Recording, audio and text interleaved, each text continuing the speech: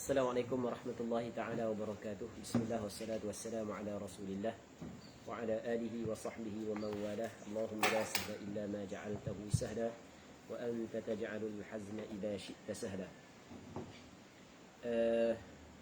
Jadi insyaAllah kita sambung balik pengajian kitab Ar-Risalah Al-Jami'ah wa Tadhkirah An-Nafi'ah yang dikarang oleh Habib Ahmad bin Zain bin Alawi Al-Habashi rahimahullahu subhanahu wa ta'ala wa nafa'ana Allahu bi'ulumihi fid darain amin. Kita mungkin insyaAllah dalam pukul 12.30 kita akan berhenti untuk sesi soal jawab. Jadi kalau ada persoalan-persoalan kita akan cuba jawab sekadar yang kita mampu. Manakala yang kita tidak mampu untuk jawab, dan kita akan cuba buat kajian semula.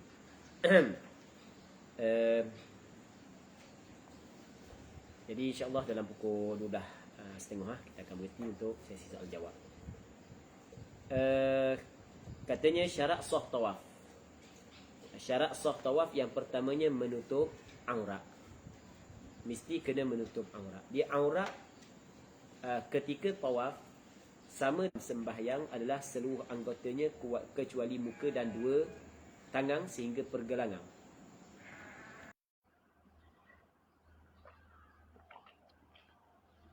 Baik. Jadi ketika mana kita tawaf, sama ada tawaf fardu, tawaf sunat, maka wajib kita kena menutup aurat. Macam kita sembahyang fardu, wajib kena tutup aurat. Sembahyang sunat pun wajib kita kena tutup aurat. Yang keduanya kena suci daripada dua hadas. Yang pertamanya hadas kecil, yang keduanya hadas besar.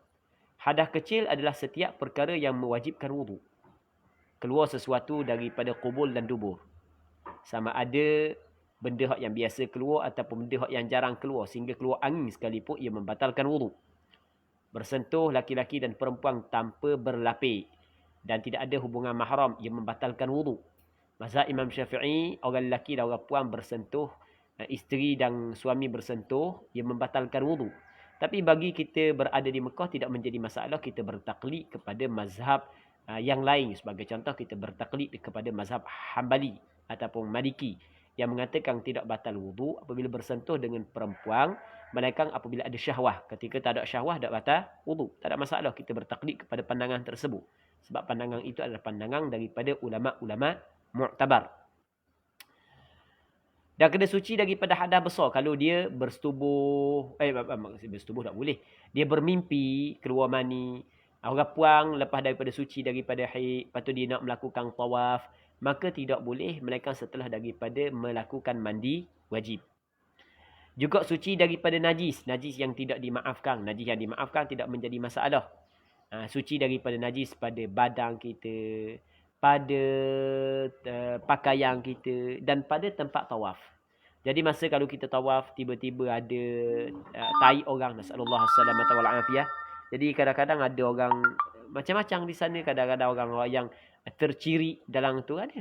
Biasalah benda tu biasa berlaku lah. Baik. Jadi cara dia jangan kita jejak lah. Jangan kita bijak. Kita lari lah. Elokkan. Jangan kena lah. Baik. Cuma kalau tawaf ni dah macam dululah. Sebab tawaf ni kena berjarak. Dulu tak berjarak, ni berjarak. Yang ketiga, bertawaf 7 pusingan dalam keadaan Kaabah berada di sebelah kirinya.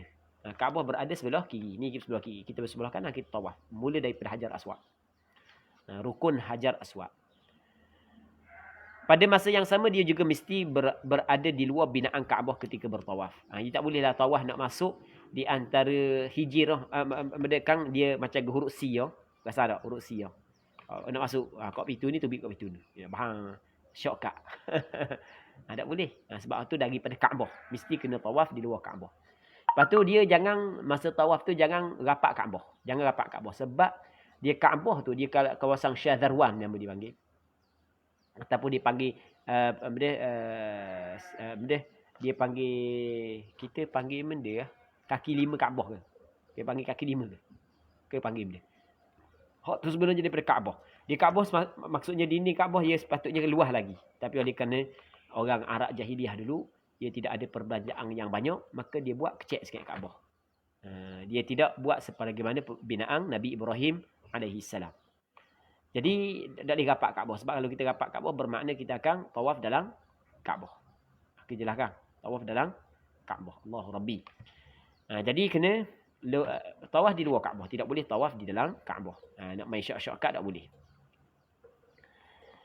Syarat sah sa'i.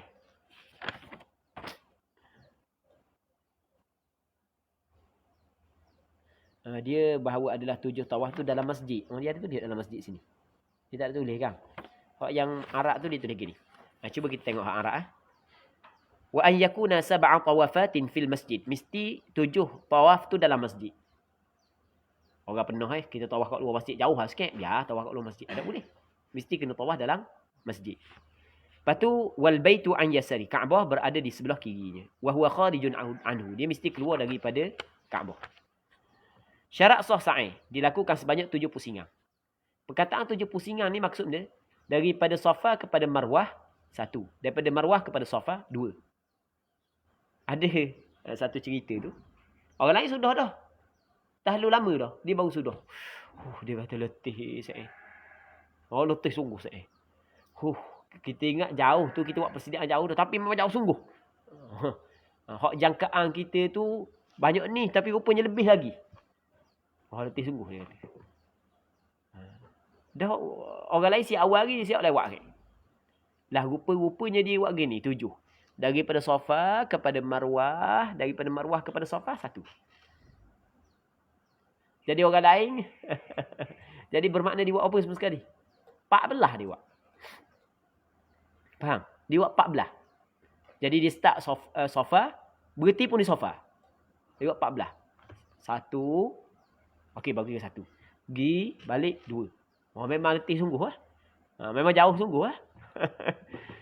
Dia tak kena bukan. Dia 7.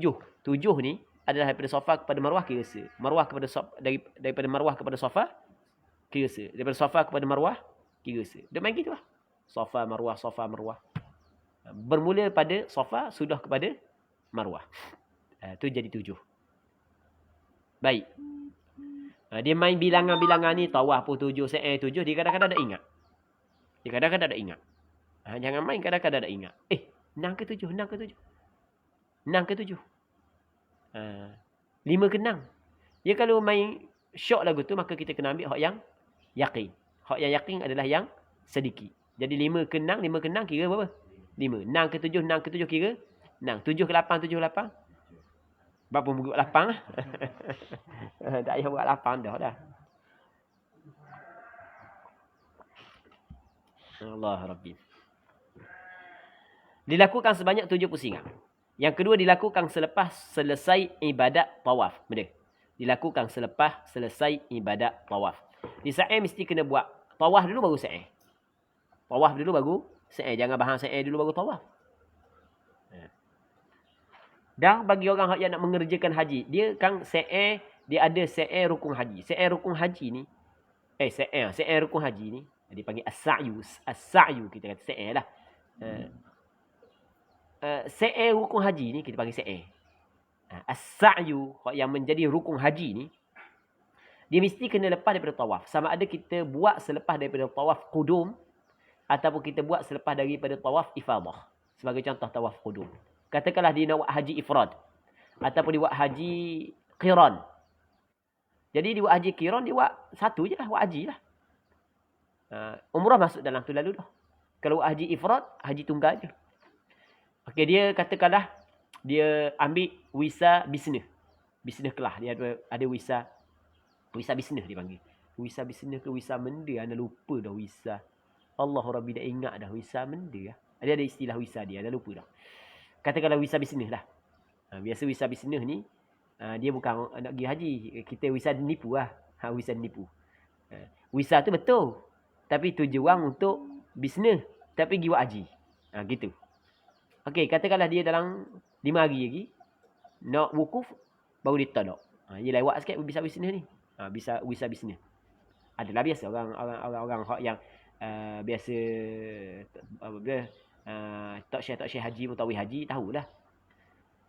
Jadi anak tak tahu mana ambil mana visa bisnes, anak tak tahu. Anak tak cara buat tu. Tak cara. Tak pandai nipu. Tak pandai nipu. Baik. Jadi dia ambil visa bisnes sebagai contoh. Dia pergi lewat, katakanlah dalam 5 hari nak haji, pergi dah. Maka kalau dia nak buat haji ifrad, maka siapa di miqat dia kena niat. Dia kena niat. Okey, siapa Mekah, tak ada benda. Dia duduk dalam ihram je lah. Nanti tunggu selesai. Cuma siapa Mekah dia mesti kena tawaf kudum. Okey, dia tawaf kudum, tawaf selamat datang. Lepas tawaf kudum dia boleh sa'i lalu dah. Sa'i boleh buat lalu dah. Tapi sa'i mesti terlepas daripada tawaf kudum ataupun tawaf ifadah. Sebab tu dia kata dilakap di sa'i pula. Sa'i ataupun as-sa'yu mesti dilakukan selepas selesai ibadat tawaf. Hendaklah bermula di Safa dan berakhir di Marwah. Okay. Wajibatul hajj. Wajibatul haji al-ihramu min al-miqat والمبيت بمزدلفة ليلة النحر والمبيت ليالي التشريق بمنى والرمي وطواف الوداع. Wajib haji yang pertama berihram di miqat. Dia di sana ada miqat dia. Miqat makani nama dia. Dia miqat ada dua, miqat zamani dan miqat makani. Miqat zamani ni maksudnya waktu. Waktu tu adalah 2 bulan 10 hari tak diam. Tu waktu haji. Manakala miqat makani adalah tempat yang tertentu. Yang mana orang yang nak mengerjakan haji tidak boleh lepas daripada tempat tersebut, mereka dia kena niat dah. Kalau daripada Madinah, miqat hajinya adalah Zulhulaifah ataupun bahasa sekarang ni orang nak panggil Zulhulaifah, orang panggil dia Bir Ali. Kalau daripada Taif, nama dia Qarnul Manazil. Nama dia benda Qarnul Manazil. Kalau daripada Yaman, nama dia Yalamlam. Nama dia benda Yalamlam. Okey, itu antara miqat kepada orang yang nak mengerjakan haji. Baik, mesti kena berihram di miqat, wajib. Kalau dia tidak berihram di miqat, maka berdosa. Faham? Sebab wajib kan? Sengaja dia tidak ihram di miqat, dosa. Sah dah ihram dia, sah. Cuma wajib dia kena bayar benda, bayar dam. Kena bayar dam, kena sembelih seekor kambing. Yang kedua, bermalam di Muzdalifah. Tadi kita cerita tak bermalam di Muzdalifah tadi. Selepas daripada kita wukuf di Padang Arafah, lepas daripada maghrib, malam raya tu lah. Sebab kita wukuf hari 9, hari ke-10 hari raya kan. Hari ke-10 hari raya haji. Hari ke-9 kita wukuf. Jadi kita bertolak daripada Arafah ke Muzdalifah. Arafah ke Muzdalifah tak jauh mana. Tak sampai kan 30 km. Dalam lebih kurang berapa kilometer? 10 ke berapa kilometer? 10 ke 15 gitu. Anak pun dah ingat dah. Pergi sama tapi dah ingat. Dah ingat nak kira. Kilometer dah ingat. Lah ni mudah je. Taik je. Tengok dalam guru besar. Tanya guru besar. Google. Jadi daripada Arafah kepada Muzdalifah biasanya orang tolak lepas daripada maghrib. Lepas tu bermalang di Muzdalifah. Bermalang di Muzdalifah maksudnya separuh 1/2 malam kita kena ada sana. Bukan mesti sampai pagi. Okey, boleh faham. Lepas tu akan bertolak ke Mina. Mina dekat dengan Muzdalifah tepi. Muzdalifah Mina tepi. Tapi tepi pun luah Muzdalifah. Luah. Bermalam di Muzdalifah pada malam hari raya Aidil Adha. Yang ketiga, bermalam di Mina pada malam-malam hari Tashriq. Hari Tashriq ada berapa? 3. Hari 11, 12, 13 malam Zulhijjah. 11, 12, 13 daripada bulan Zulhijjah. Jadi hari raya gini. Okey, malam karang dipanggil malam 11. Malam esok, malam 12, malam lusa, malam 13.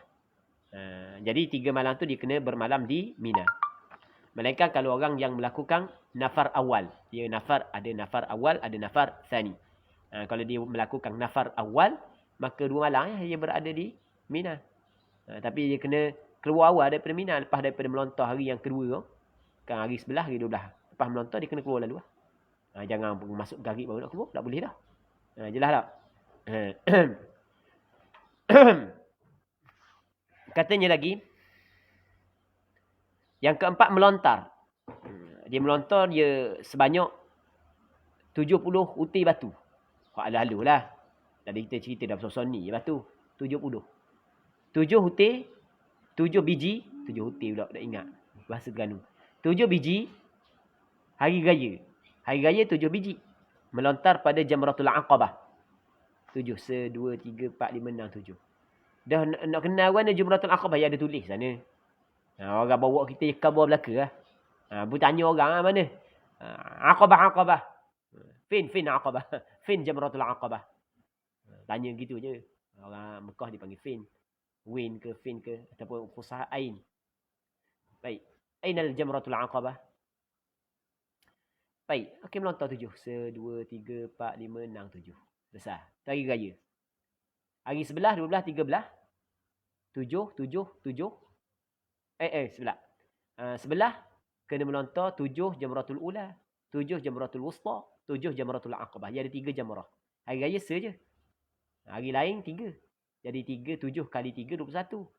Hari ke-11, 21 uti batu, 21 biji batu. Hari ke-12, 21 biji.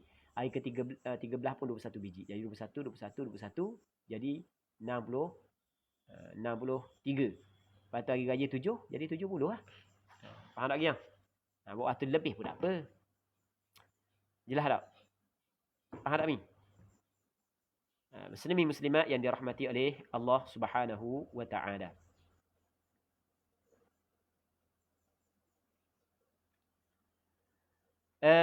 Kata dia lagi.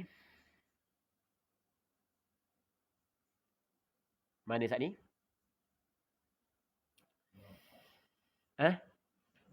Melontar. Yang kelimanya tawaf wada'. Iaitu tawaf terakhir sebagai tanda perpisahan sebelum meninggalkan tanah haram.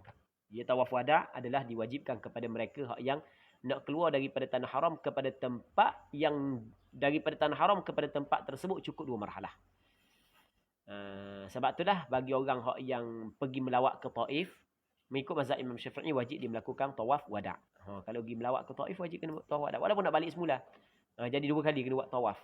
2 kali kena buat tawaf. Seterusnya sunanul hajj.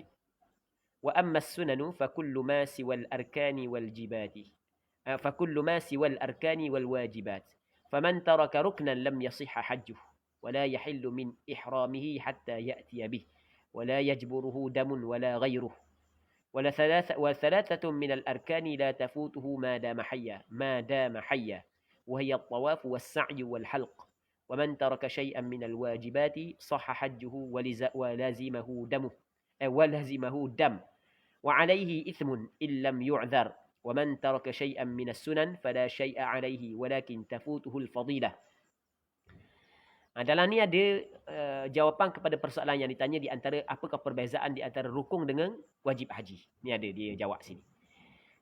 Okey, amalan sunat haji. Katanya dimaksudkan dengan amalan sunat haji itu ialah setiap amalan melainkan setiap amalan yang selain daripada rukun dan wajib haji. Perbuatan-perbuatan haji yang dituntut yang selain daripada rukun, selain daripada wajib haji semuanya sunat. Okey, boleh faham? Setiap perbuatan yang dituntut ketika kita melakukannya di dalam haji kita, tapi dia bukan rukun, dia bukan wajib haji, maka dia itu adalah sunat. Itu nak cerita gitu lah. Dimaksudkan dengan amalan sunat itu ialah setiap amalan selain daripada amalan rukun dan wajib haji. Sesiapa yang meninggalkan rukun haji, maka tidak sah hajinya. Kita cerita dah tadi? Kita cerita dah kan? Justru dia dianggap masih berada dalam ihram. Masih berada dalam ihram. Ya, malah nak tawaf, malah nak sa'i, pakai nak balik gitu lah. Tak boleh berada dalam ihram. Faham? Lepas tu, dan tidak sah bertahallul selagi tidak menyempurnakan rukun yang ditinggalkannya itu. Bermakna berada dalam ihram. Banyak patah larang dia kena jaga. Di samping itu, tidak boleh ditampung dengan dam. Ia tak sama dengan wajib haji. Wajib haji kalau kita tinggal, boleh kita tampalkan. Kan benda yang rosak, boleh kita tampalkan untuk memperbaiki balik. Dengan dam. Dam ni sembelih seekor kambing. Atau denda. Atas kesalahan meninggalkan rukun tersebut. 3 rukun yang mesti dilakukan. Dan ia kewajipannya tidak gugur selagi hayat di kandung badan. Tawaf, sa'i dan bercukur. 3 ni tidak akan gugur. Mau balik kampung pun, tawaf tetap masih lagi ada. Maksudnya, Gi bila-bila masa tawaf tapi mung dalam ihram lah. Sebab dia mung tidak menyelesaikan rukun haji. Sesiapa yang meninggalkan amalan haji wajib, amalan wajib haji yang gitu. Sesiapa yang meninggalkan amalan wajib haji, sah hajinya tetapi perlu membayar dam. Bahkan dia dikira berdosa jika tidak melunaskan dam tanpa sebarang keuzuran. Baik. Jadi wajib dia kena bayar dam. Dan dia dikirakan berdosa kalau tidak ada keuzuran. Maksudnya orang yang meninggalkan wajib haji dikirakan berdosa. Orang yang meninggalkan wajib haji dikirakan berdosa. Melainkan kalau sekiranya dia ada keuzuran. Faham? Lepas daripada wukuf di Padang Arafah, dia sakit. Sakit. Orang pun masuk hospital. Jadi dang tak dia bermalam di Muzdalifah malam tu? Tak dang. Ada keuzuran ke tak? Ada keuzuran. Tak dosa ke ada keuzuran. Tapi wajib kena bayar. Kena bayar dam. Tak dosa sebab ada keuzuran.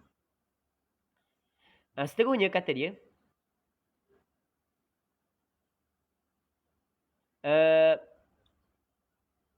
sesiapa yang meninggalkan sunat haji tiada hukuman ke atasnya. Maksud tiada kehukuman. Pada syai'an lain. Tak ada satu benda pun. Tak ada benda pun. Maksudnya tak dosa, tak ada dam, tak ada benda. Namun dia telah meninggalkan kebaikan yang besar. Dia telah mengabaikan ataupun dia telah mengabaikan, membiarkan, melepaskan kelebihan. Okey, habis.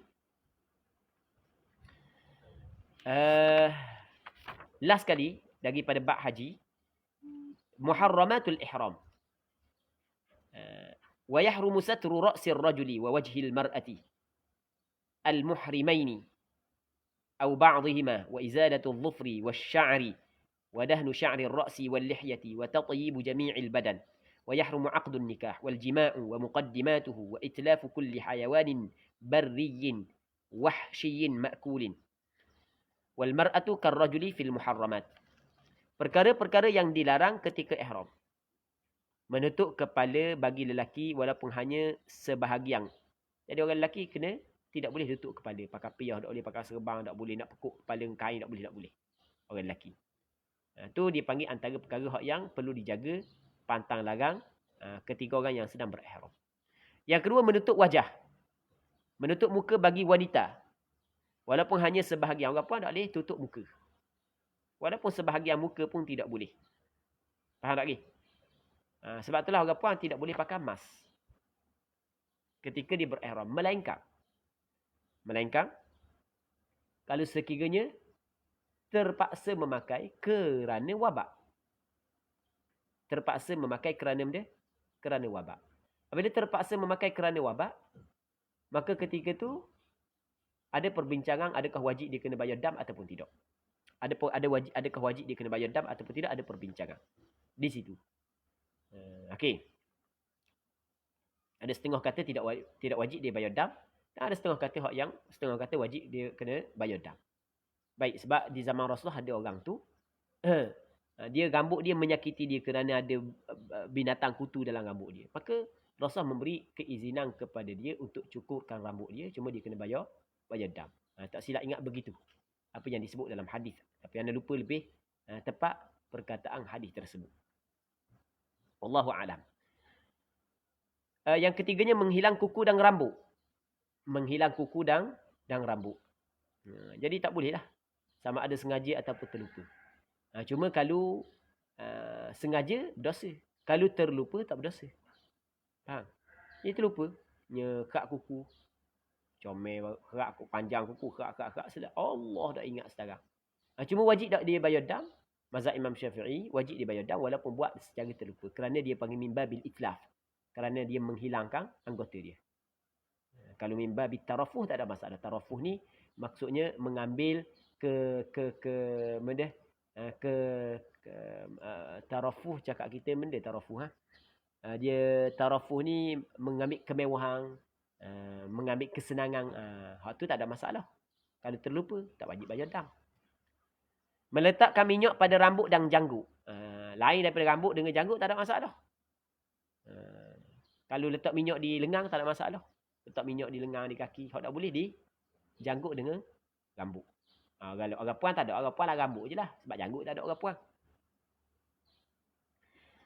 Mengenakan minyak wangi. Orang lelaki orang puan sama je. Tak boleh. Melakukan akad nikah. Tak boleh. Berjimak. Tak boleh. Melakukan perkara-perkara yang boleh membawa kepada jimak. Muqaddimah jimak tak boleh. Cium ke. Tak boleh. Tua-tua dah. Dia kau tu dah cara-cara dah. Jangan. Jangan. Anda ingat. Hari tu hak yang anda bawa orang seorang tu. Lepas daripada Bir Ali tu anda pun. Okay, kita niat ramai-ramai. Lepas kita niat kita talbiah. Anda cakap. Lepas daripada siap talbiah anda pun bucak sikit. Anda kata. Moci-moci, poci-poci. Orang yang mari pasangan suami isteri tu. Yang duduk sekusi atas satu bah tu. Kena berhati-hati sikit lah. Kita kena jaga. Kita kena jaga. Kita jangan kata tua tak ada benda dah. Habis gas belaka dah. Jangan. Sampai sini ni tempat ujian kata. Kadang-kadang habis gas duk kapung duk sini naik gas mula. Ada seorang pocik tu. Dia nakal. Dia kata. Ambo pun duduk lepas tu. Kita pun talk. Ambo duduk tepi. Dia kata Ustaz betul lah Ustaz. Ustaz kabur. Kita masa duduk rumah tu. Sibuk sangat kerja dah pocik dah. Ada cara dah Tapi duduk sini rasa lain Ustaz tengok opang Ustaz. Tengok ihram tu. Rakyat dah. Dia cakap kuat pula. Ngilah sutibah. Dia cakap kuat pula cerita. Allah Rabbi. Ngilah sutibah. Nakal kata. Jadi kena jagalah perkara-perkara muqaddimah jimat. Pegang tangan berpimpingan tangan. Tekuk-tekuk ihram tu kena jaga belaka tu. Kalau misalnya pimpin tangan takut hilang tak ada masalah. Pimpin tangan kerana dia nak bermesra, bermanja-manja. Itu tak boleh lah. Membunuh haiwan liar daratang yang boleh dimakan. Ni tak boleh. Jadi kita ada haiwan air. Haiwan air tak apa. Kalau kita dalam ihram kita takak ikan air tak ada masalah. Tak boleh. Haiwan daratang. Burung kijang rusa. Ni tak ada lah kedak tu. Ni. Cuma ni ada belalang. Belalang katil tak boleh ke? Belalang katil. Burung pati tak boleh lah. Burung-burung ke tak boleh. Secara umumnya setiap perkara yang dilarang bagi lelaki maka ia juga dilarang bagi wanita. Itu secara umum lah. Tapi ada juga benda tu dilarang hanya khusus untuk lelaki tidak kepada perempuan. Sebagai contoh. Lelaki tidak boleh pakai pakaian yang meliputi seluruh tubuh. Manakala perempuan tak ada masalah. Orang lelaki tak boleh pakai seluar, pakai baju. Orang perempuan tak ada masalah. Orang lelaki tak boleh tutup kepala. Orang puan tak ada masalah. Bukan orang puan wajib kena tutup kepala. Faham tak lagi? Okey, Abi bab fiqh. Kita masuk dalam bab tasawuf pula. Iaitu bab hifzul qalbi minal ma'asi.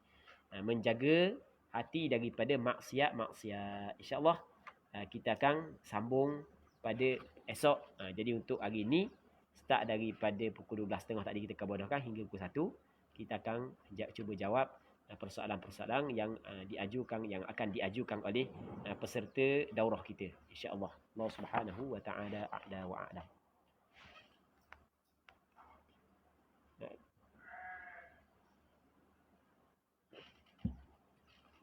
Jo, ada soalan tak Jo?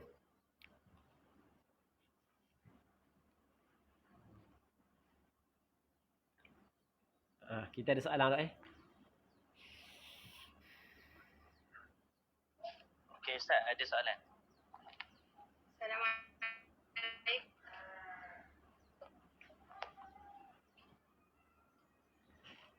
Ana tak dengar tak dengar.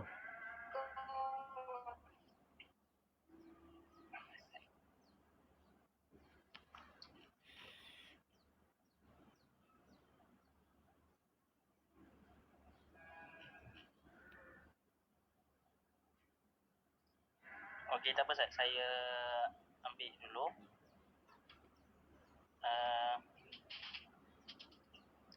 Yang pertama soalannya, Assalamualaikum Ustaz, bagaimana kalau kita taradud nak batalkan solat? Adakah terbatal solat?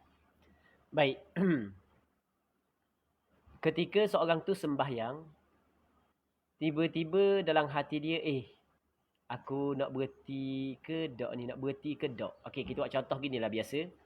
Tengah dia sembahyang, dia tak telefon depan. Orang pun telefon. Orang telefon, dia tengok, kawan rapat aku telefon ni. Nak akad ke tak? Nak akad ke tak? Okey. Maka apabila ada taradud begitu, maka batal sembahyang dia. Kerana taradud yang hadir dalam hati dia untuk memutuskan sembahyang, dia menafikan niat. Niat mesti kena putus. Dia taradud, dia menafikan niat, maka sembahyang dia terbatal. Wallahu a'lam. Okey, jazakallah Ustaz. Soalan yang kedua, soalan daripada peserta saudara Amal. Soalan saya berkaitan kelas pagi tadi. Kalau ketika solat kita tertelan sisa makanan yang berada dalam mulut walaupun sedikit, adakah batal solat kita? Okey, tertelang dengan maksud tidak sengaja. Lepas tu benda yang kita makan sedikit, maka ia dimaafkan. Jadi gini, bab makanan dalam sembahyang ia membatalkan sembahyang. Yang pertama, kalulah banyak, sama ada sengaja ataupun terlupa. Yang keduanya, sikit tapi dengan sengaja. Jadi bermakna kalau sedikit secara terlupa, maka ia tidak membatalkan sembahyang. Dalam bab makan begitu. Kalau banyak, terlupa pun batal sembahyang. Apatah lagi sengaja. Kalau sedikit, tidak batal sembahyang. Kalau terlupa, tapi kalau sengaja, batal sembahyang. Wallahu a'lam.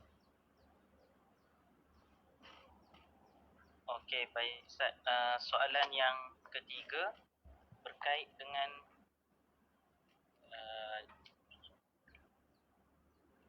Assalamualaikum Ustaz. Lagu mana kalau si suami nak pergi haji tapi perbelanjaan untuk isteri dan anak di Malaysia tak cukup? Jadinya tidak wajib haji kepada suami itu.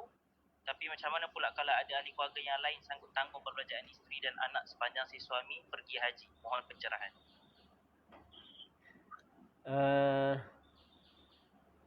Wallahu a'lam. Tak boleh nak jawab. Soalan tu tak boleh nak jawab. Nanti anda kena kaji balik. Wallahu a'lam. Okey, baik. Terima kasih Ustaz. Soalan seterusnya.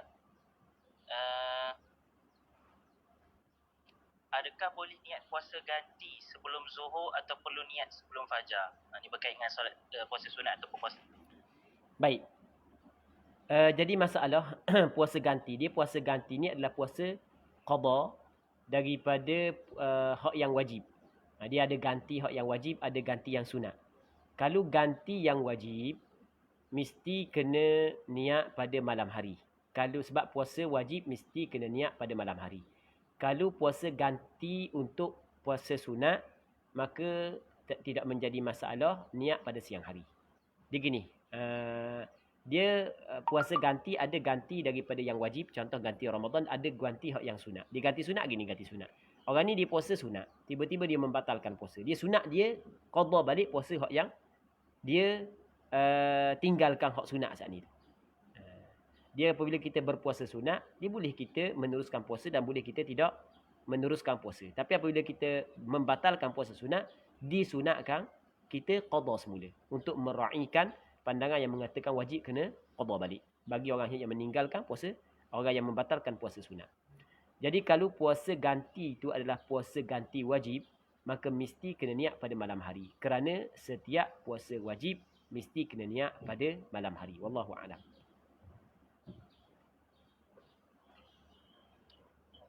Ustaz, soalan seterusnya. Assalamualaikum Ustaz, apakah amalan terbaik untuk mendapat khusyuk dalam solat? Allah Rabbi. Khusyuk adalah ruh kepada sembahyang. Amalan yang terbaik untuk mendapat khusyuk dua. Yang pertamanya berusaha, yang keduanya berdoa. Yang pertamanya berusaha, yang keduanya berdoa. Iyyaka na'budu wa iyyaka nasta'in. Kepada Engkau ya Allah kami menyembah.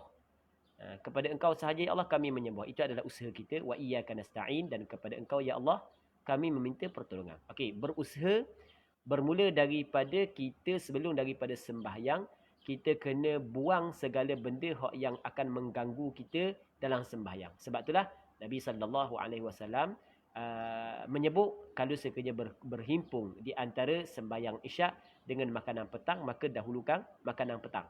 Kerana untuk mengelak daripada terganggu dalam sembahyang. Sebab itulah makruh orang yang menahan kencing dan berak masuk dalam sembahyang. Sebab dia akan mengganggu khusyuk. Jadi pendek kata, benda yang mengganggu kita sebelum daripada kita sembahyang, kita selesaikan dulu. Kita hilangkan dulu. Kita selesaikan dulu. Lepas tu apabila kita masuk dalam sembahyang, kita ucap takbiratul ihram, kita ingat makna dia. Dan serta kita menghayati Allahu Akbar, Allah Maha Agung. Dan kita menghayati makna dia. Allah Ta'ala Maha Besar. Besar daripada segala-galanya. Sibuk mana benda hak yang selain daripada sembahyang, kecil belaka. Allah Ta'ala hak yang lebih besar. Maka kita kena membesarkan, memuliakan Allah dan beribadat kepada Allah Subhanahu Wa Ta'ala. Lepas tu apabila kita membaca dalam sembahyang, kita baca doa iftitah ke, maka kita cuba memahami makna bacaan tersebut. Memahami makna kepada bacaan juga termasuk dalam khusyuk. Lepas tu kita kena jaga anggota kita daripada banyak bergerak, pusing ke sana, pusing ke sini. Maka apa yang dituntut, disunat ketika kita sembahyang adalah kita memandang kepada tempat sujud. Kita untuk memendekkan pandangan kita. Sebab kalau kita akak tinggi, pusing ke kanan, pusing ke kiri, jadi semakin luas pandangan kita, maka semakin banyak benda yang akan masuk dalam pada otak kita. Maka untuk kita membataskan pandangan kita, maka kita tengok kepada tempat sujud. Dan tempat sujud kita jangan letak benda-benda hak yang berbunga, benda hak yang tu, cari benda hak yang warna putih. Kalau tengok hak bunga pula, jenis hak minat bunga pula, dia mikir bab bunga pula. Jadi maksudnya itu di antara usaha kita untuk kita khusyuk. Dia khusyuk ni bukanlah bermaksud tak terlintas dalam hati kita benda lain. Bukan. Jadi kalau terlintas dalam hati kita benda lain, dia masih lagi tidak menafikan khusyuk, tapi jangan kita layak. Mari duduk semayang, teringat benda tu. Teringat bukan kita ikhtiar, hal tu tidak menafikan khusyuk. Tetapi kalau kita ikut, kita layan, nak buat benda pula lepas ni, nak buat, baru dah menafikan khusyuk. Wallahu a'lam. Semoga Allah Subhanahu Wa Ta'ala mengurniakan kepada kita khusyuk agar kita dapat mengecapi kemanisan beribadat kepada Allah Subhanahu Wa Ta'ala. Amin, insyaAllah. Soalan seterusnya, Ustaz. Sekiranya kita tengah solat, kemudian kita berangan, batal tak solat? Soalan daripada peserta. Berangan dalam solat, dia menafikan khusyuk. Berangan dalam solat menafikan khusyuk. Cuma menafikan khusyuk mungkin menafikan keseluruhan khusyuk, mungkin menafikan sebahagian daripada khusyuk. Sebab dia kalau misalnya masa Allahu Akbar, dia ingat makna Allahu Akbar. Lepas tu baca bismillah, dia ingat makna bismillah. Okey, ada khusyuk dah di situ. Sebab dia memahami dah apa hak yang dibaca. Lepas tu dia berangan. Jadi bermakna menafikan sebahagian besar khusyuk. Sebab lepas daripada tu dia ingat dah ke makna apa dalam sembahyang kan. Jadi masih lagi ada satu juzuk daripada khusyuk dalam sembahyang dia. Tapi apabila dia berangan, maka habis dah khusyuk dia. Jadi hukum tidak ada khusyuk dalam sembahyang tidaklah membatalkan sembahyang. Sebab khusyuk dalam sembahyang bukanlah wajib. Khusyuk dalam sembahyang hukum dia adalah sunat. Dia berangan dalam sembahyang tidaklah membatalkan sembahyang. Sebab itulah kita tidak dapati ada ulama yang meletakkan dalam perkara yang membatalkan sembahyang, orang tu diteringat ke benda lain dalam sembahyang. Berangan dalam sembahyang. Berangan nak nikah lah, berangan nak masuk lah, berangan nak tu lah, berangan nak ni dalam sembahyang. Baik. Lepas sembahyang sama je lah buat benda pun dalam sembahyang. Kadang-kadang benda yang mari dalam sembahyang, awak ni nak buat ni, pas sembahyang, sama je. Kira mikir dalam sembahyang tu mari belaka. Jadi ia tidak membatalkan sembahyang. Cuma dia meluputkan pahala sembahyang. Wallahu a'lam.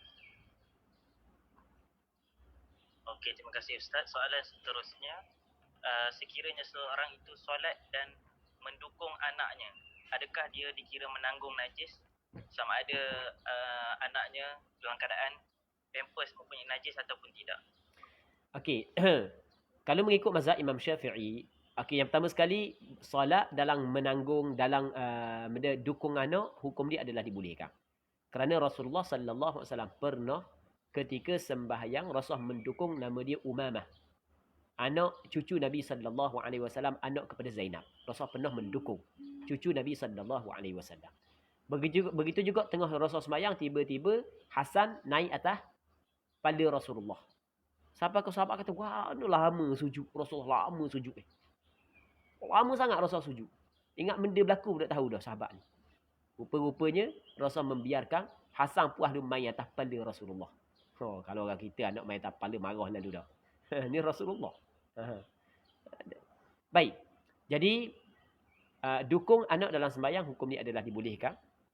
Budak naik atas riba kita ke dalam sembahyang, hukum dia tidak menjadi masalah. Cuma adakah benda tu dikirakan menanggung najis ataupun tidak? Jadi kalau sekiranya kanak-kanak tu ada najis dalam pampers dia, maka dikirakan orang yang mendukung kanak-kanak tersebut menanggung najis. Dalam mazhab Imam Syafi'i, sembahyang tersebut adalah batal. Kalau tidak ada najis dalam pampers, ataupun memang budak saat itu tak pakai paper, dah pandai dah, maka tidak dikirakan menanggung najis. Kalau syok, ada tak najis dalam tu, maka dikirakan tidak menanggung najis. Kerana selama mana tidak yakin menanggung najis, maka tidak dikirakan menanggung najis. Wallahu a'lam. Okey, baik Ustaz. Boleh lagi ke Ustaz tanya soalan? Boleh, boleh. Banyak tak apa kan? Boleh, tak ada masalah. Okey, baik. Soalan seterusnya, kalau kita solat dan diganggu oleh kucing, jadi kita was-was sama ada kucing itu bersih atau tidak, adakah kita perlu mengganti solat tersebut? Baik. Kucing adalah binatang yang suci. Abu Darda ketika dia pergi rumah anak dia, maka dia pun ambil wudu. Dia ambil wudu. Menantu dia menyiapkan air untuk dia berwudu dalam satu bekas. Ketika dia ambil wudu, tiba-tiba kucing mari, dia pun senggeng bekas tu. Orang kandung kata senggeng. Dia bagi kepada kucing minum air. Maka nantu dia tengok. Maka kata Abu Darda, tak silap ingat Abu Darda, ana lupa yang lebih tepat sahabat Rasulullah cerita ni, tapi berlaku kepada sahabat Rasulullah. Abu Darda pun menceritakan bahawasanya Rasulullah sallallahu alaihi wasallam menyebut bahawasanya kucing adalah suci. Kerana ia adalah binatang yang bermain pada keliling kelalangmu. Jadi kucing adalah suci. Manakala dia berak, tahi dia adalah najis. Najis lepas daripada dia berak, ada kat punggung dia saat itu kesang-kesang yang daripada dia berak, hukum dia adalah dimaafkan. Selama mana dia tidak meyakini kucing saat itu menanggung najis, maka dimaafkan, tidak menjadi masalah. Tidak dihukumkan kucing saat itu mutanajis selama mana dia tidak meyakini kucing menanggung najis. Wallahu a'lam. Okey, jazakallah Ustaz. Soalan seterusnya berkaitan dengan selawat ke atas Nabi. Ada sebahagian mohon pencerahan Ustaz. Kerana tak dengar. Soalannya berkaitan dengan selawat ke atas Nabi. Ada sebahagian yang menyatakan Sayyidina Muhammad, ada sebahagian yang Muhammad terus. Jadi mohon pencerahan Ustaz. Soalannya lah. Okey, yang pertama sekali perkataan Sayyiduna. Apa makna Sayyiduna? Penghulu kita, tuang kita. Yang dimaksud dengan penghulu di sini dalam bahasa Arab, perkataan sada dia sayyid diambil daripada fa'il madhi dia sada. Sada al-qaum ay kathura jayshuhu. Sada al-qaum maksudnya ataupun sada ar-rajul dengan makna kathura jayshuhu. Sada dengan makna banyak tenteranya. Sada dengan makna banyak tenteranya. Sada al-qaum dengan makna dia adalah orang yang mulia dalam kaum dia. Dia adalah pemimpin kepada kaum dia. Jadi perkara-perkara tersebut, makna-makna tersebut ada pada Rasulullah. Rasulullah ramai tentera. Rasulullah adalah orang yang mulia dalam kaum dia. Dan Rasulullah adalah pemimpin kaum dia. Okey, itu yang pertama. Yang keduanya, di sana ada hadis kata Rasulullah, ana sayyidu waladi Adam yaumal qiyamah. Aku adalah ketua kepada anak Adam pada hari kiamat. Rasul kata ana sayyidu waladi Adam yaumal qiyamah. Aku adalah ketua kepada anak Adam pada hari kiamat. Tetapi perkataan sayyid juga digunakan kepada makna pencipta dan pemilik. Sayyid makna pencipta dan pemilik, tuang. Maka sayyid dengan makna pencipta dan pemilik itu tidak boleh digunakan melainkan untuk Allah Subhanahu wa taala. Jadi ketika kita kata sayyidina untuk Rasulullah, ia memberi maksud bukanlah sayyidina dengan makna pemilik dan pencipta, bukan. Dengan makna orang yang mulia, ketua kita, orang yang mulia dalam kaumnya, ketua kita. Okey, itu yang kedua. Yang ketiganya, menggunakan perkataan sayyiduna dalam tahiyat ataupun menambahkan perkataan sayyiduna dalam tahiyat, ulama berbeza pandangan sebenarnya. Majoriti ulama mengatakan paling afdal kita tidak menambahkan perkataan sayyiduna. Hak tu paling comel. Bukanlah bermaksud haram tambah sayyiduna, tapi hak paling comel tidak menambahkan sayyiduna. Sebab apa? Sebab lafaz hadis yang Rasulullah ajar para sahabat adalah tidak ada penambahan sayyiduna. Ketika sahabat bertanya bagaimanakah nak berselawat kepada Nabi sallallahu alaihi wasallam, Rasul kata mu kena kata Allahumma salli ala Muhammad wa ala ali Muhammad tanpa ada penambahan sayyiduna. Namun segelintir ulama mereka berpandangan bahawasanya hak yang paling afdal adalah penambahan sayyiduna walaupun tidak ada dalam hadis. Alasan pandangan ini adalah kerana melihat kepada beradab perlu didahulukan di atas mengikut perintah. Dia panggil beradab didahulukan di atas mengikut perintah. Memang dalam hadis Rasulullah sallallahu alaihi wasallam suruh kata Allahumma salli ala Muhammad tanpa ada sayyidina. Tapi penambahan sayyidina adalah untuk kita beradab dengan Rasulullah. Beradab perlu didahulukan di atas menurut perintah.